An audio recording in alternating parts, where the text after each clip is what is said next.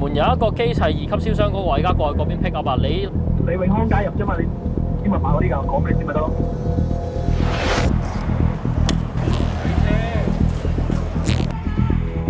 呢一個社會事件仲未解決，警民關係破裂，政府同市民之間嘅不信任。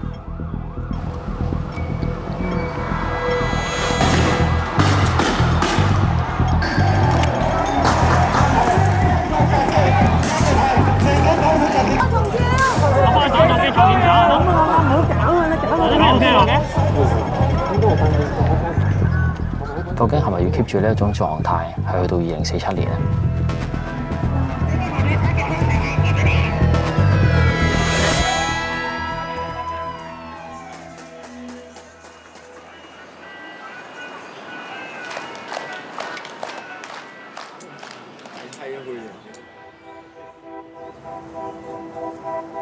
？Hong Kong has always been a place that embraces contrasts.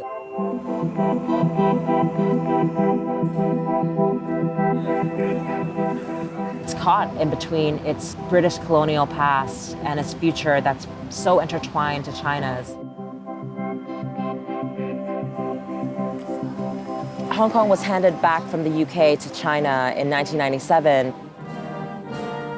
under an agreement called One Country, Two Systems, and was promised that life would remain the same for 50 years in terms of things like freedom of expression, the guarantee of human rights, and the rule of law.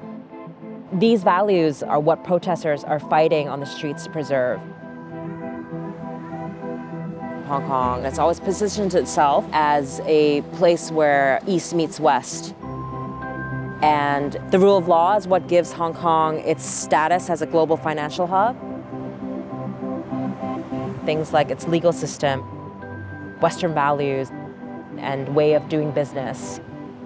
Foreign countries choose to use Hong Kong as a conduit for their foreign investment into China, and has also been China's gateway to the world. Everything that's been going on in the past 6 months has really prompted not just the protesters, but everyone in society to really think about the future of the city and what will happen in 2047.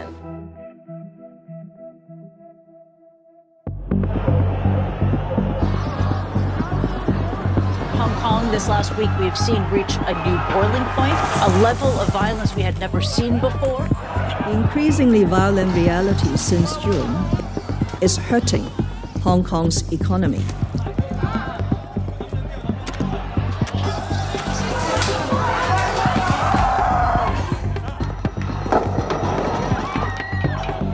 Behind me, about 1,000 police and tens of thousands of protesters are facing off.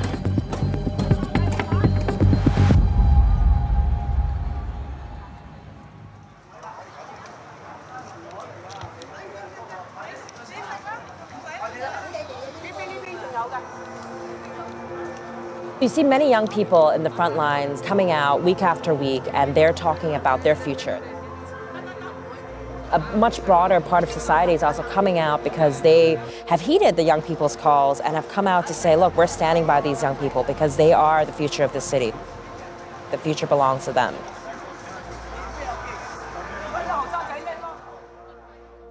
OK， 咁你放翻開手掌攤直晒咧，有冇邊個位痛？我嘅 Max， 我係一個香港嘅註冊中醫師嚟嘅。我阿爸咧，佢就係一個好親中嘅人，因為佢個思維方式其實佢已經係極端嘅共產黨嘅人，佢哋非常之認為共產黨所做嘅嘢係冇問題。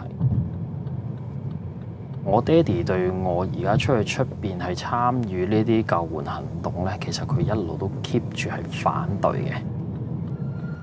我都想睇下係咪真係有警員係過度使用武力。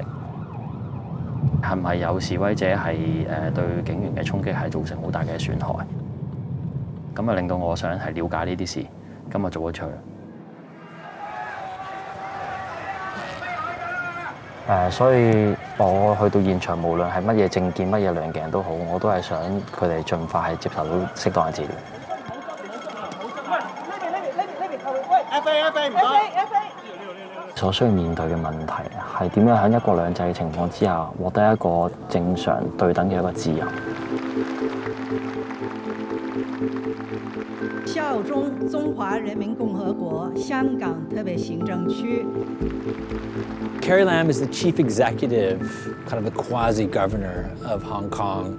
Probably one of the worst political jobs you can have on the planet, because you have two constituencies, one the people of Hong Kong, and the other the Communist Party and Xi Jinping in China. And it's impossible to serve those two masters. There comes a time in 2019 when Carrie Lam sees a moment to push a law that would allow Hong Kong residents to be extradited to Beijing to be prosecuted under their more opaque system. For many in Hong Kong, it was the end of one country, two systems, and that was the dividing line between maintaining Western values and being kind of swallowed up by mainland China. Let's now bring in Denise Ho. She has become a symbol of the city's struggle for civil freedoms from mainland China.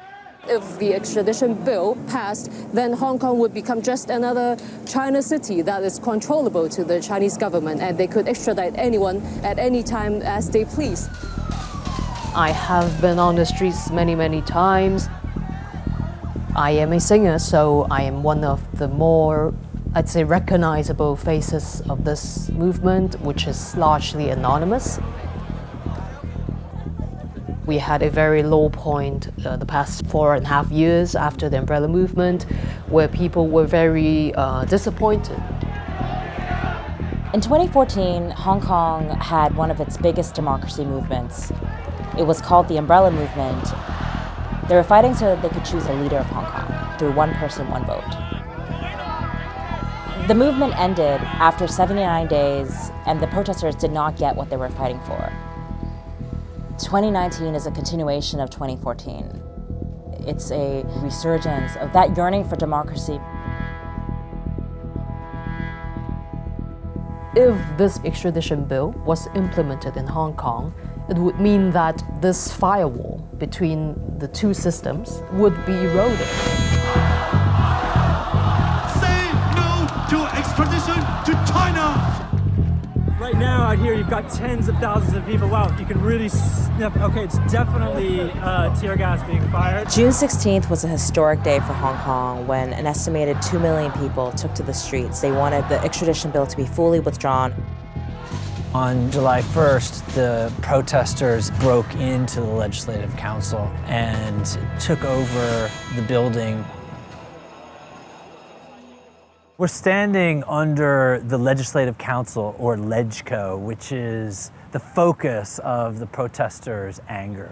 This is the quasi-democratic government building that governs Hong Kong under one country, two systems. The LegCo is set up to maintain a majority of pro-Beijing lawmakers, and that has fueled the anger of the protesters.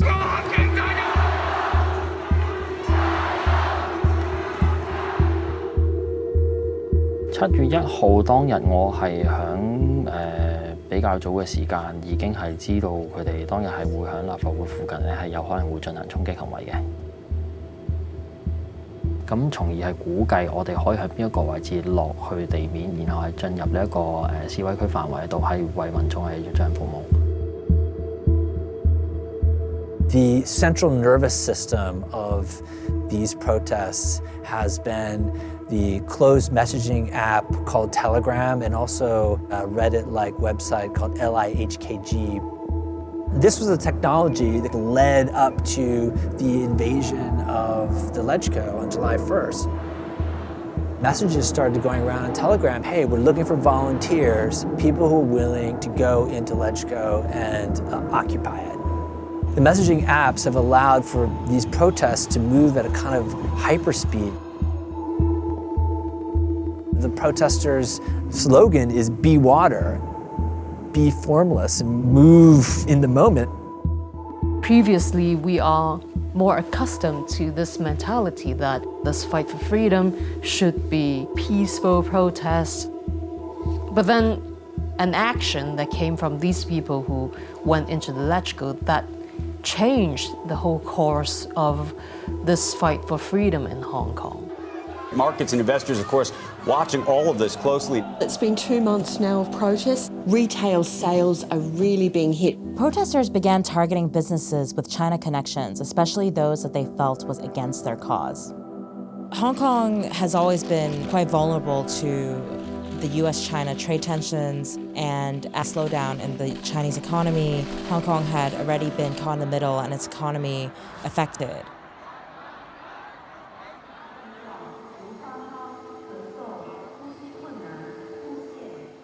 When you are facing this government who does not respond to these calls for human rights and democracy, you have to think how to make them respond. What do they care most about? They care about the economy, they care about money, basically. And so the airport was one of the places where that would be disrupted.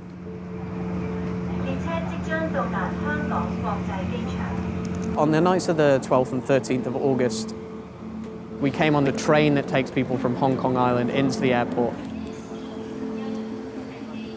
And what we saw immediately was thousands and thousands of protesters. And they basically locked the whole place down.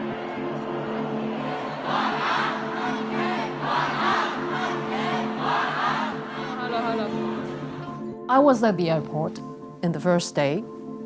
There were a huge amount of people.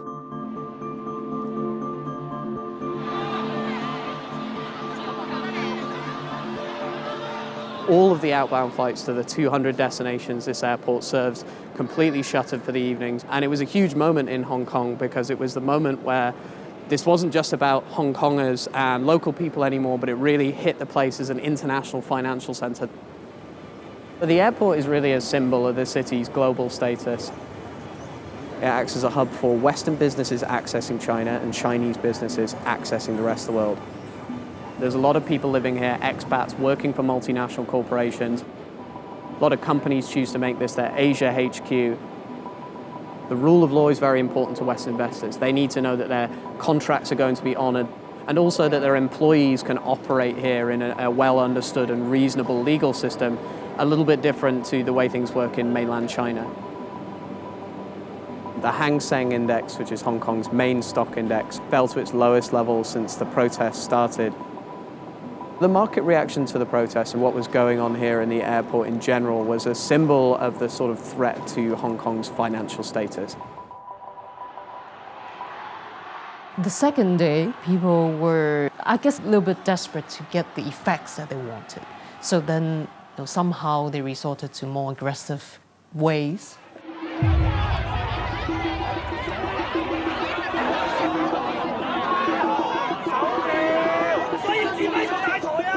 Because of the detention by the protesters of a couple of people that they believed were from the mainland, they thought they were spying on them. And the violence that was perpetrated effectively against those people is what caused the police to come in here.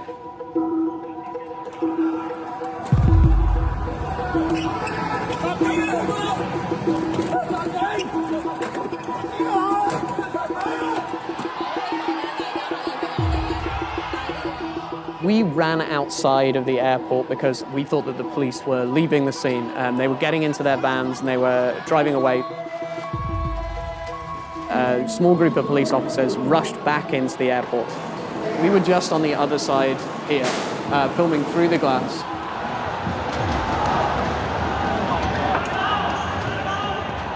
He had his baton taken off him, he had his shield taken off him, he was being beaten against the wall, and eventually he drew his pistol and he pointed it at the protesters. As soon as it was finished, we put it up on Twitter and it immediately went viral. This was the scene earlier at Hong Kong International Airport as police in riot gear fought with all these protesters. Videos and photos shared by protesters on the ground has been such an integral part of this movement. A lot of people are just watching these clashes in their city unfold in real time. It's really propelled the movement. The movement started with opposition to that extradition bill, but has since widened to 5 demands of the protesters that they want the government to meet. the withdrawal of the extradition bill. A judge-led independent inquiry into how police have handled the protests, amnesty for all arrested protesters, the removal of the designation of any protest as riots, and finally, true democracy.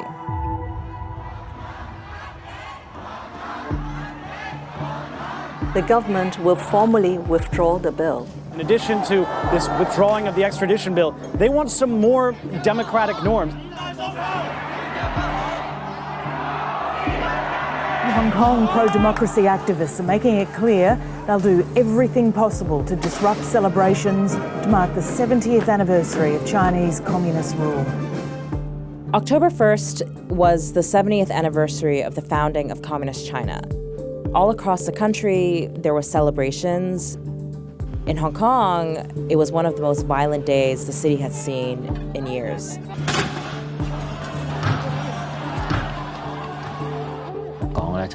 示威者係覺得呢件事係某程度上係可恥，會係處理冇認真回應市民訴求咧，令到佢哋覺得好憤怒。香港當日嘅示威行動係響各區每一個地區都有。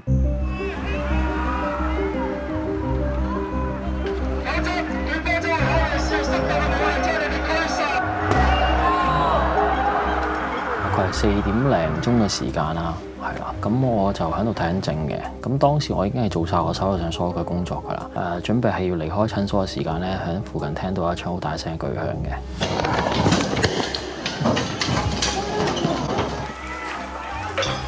之後我就趕咗落樓睇睇啦。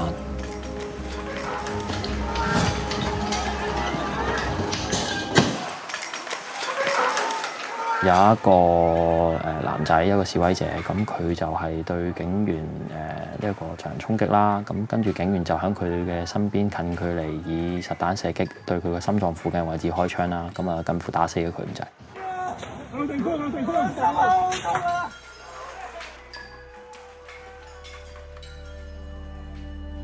咁另外呢一件事咧，就亦都引起咗好多人嘅不滿，即係衍生咗俾人哋見到，哦，原來警員濫捕，佢哋用嘅武力係可以去到呢種程度嘅，咁我覺得可能令好多人心寒。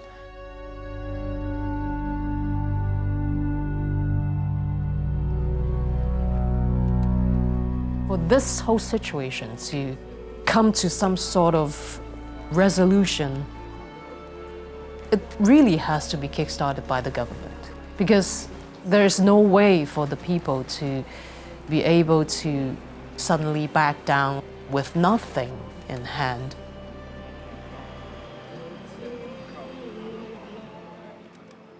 Carrie Lam has just announced a ban on protesters wearing masks. But you can still see people are wearing masks in defiance. The city faces 2 consecutive quarters of contraction. That's the technical definition of a recession.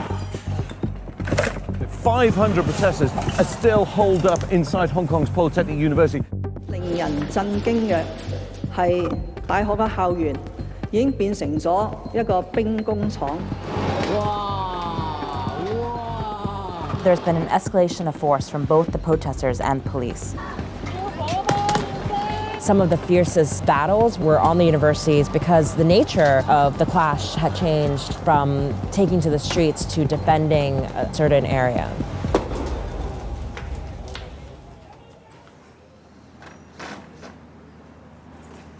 After 6 months of protests, the city has officially been tipped into recession.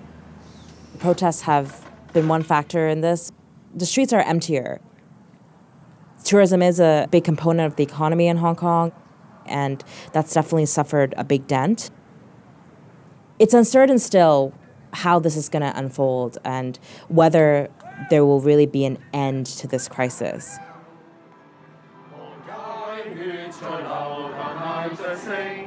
This is a very new Hong Kong that we're seeing. This solidarity among the people, the new Hong Kong identity.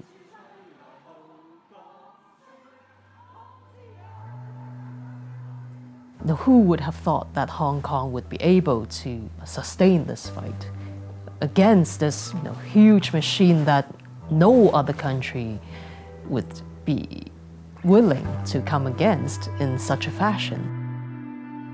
Where is this all headed is really difficult to say. A lot of it depends on what is in the mind of one man, Xi Jinping, who has a range of options before him, from allowing Hong Kong to have the kind of autonomy that its city's residents clearly want, or using the overwhelming power of the Chinese economy and Chinese military to crush this movement once and for all. The Chinese government has to be a bit cautious about how it handles the protest situation, because precisely the things that make Hong Kong valuable are at risk if they crack down too hard. It would obviously alter a lot of calibrations of companies. And it's raising a lot of questions among the people here about the place they want to live in.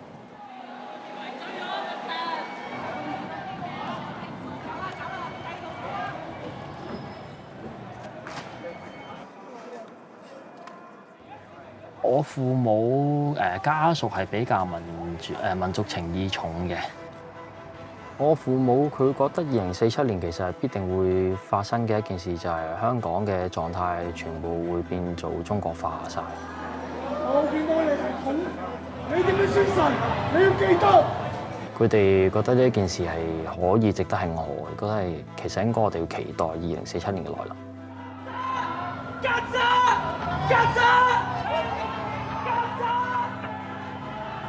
我哋都好清楚，明知呢今次係高牆同雞蛋嘅一個抗爭嚟嘅，